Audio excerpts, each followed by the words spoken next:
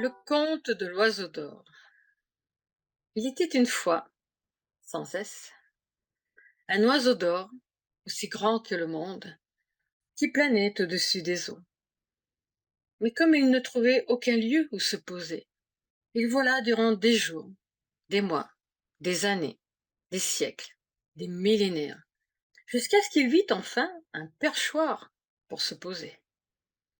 Oh, ce n'était pas un perchoir ordinaire. Il n'avait ni la solidité d'un roc, ni la ramure verdoyante d'un arbre. Pour tout dire, il avait l'apparence d'un homme qui marchait au-dessus des eaux.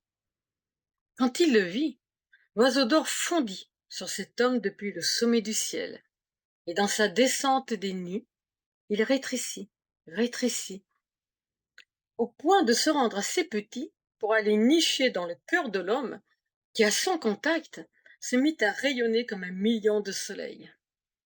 Dès que l'oiseau d'or fut en lui, l'homme se mit à parler un langage étrange que les autres hommes ne comprenaient pas.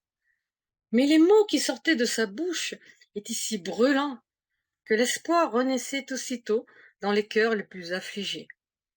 Hélas, en voyant cela, les puissances de l'ombre se mirent en colère, car celles-ci ne se nourrissent que du chagrin et des souffrances des hommes.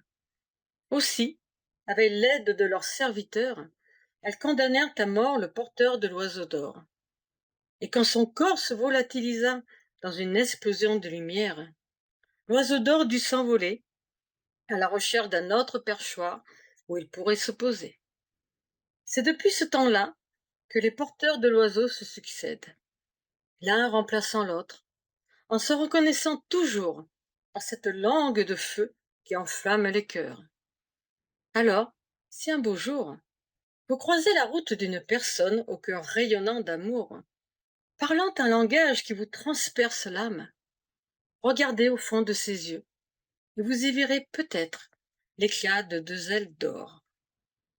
Et à bon entendeur, salut.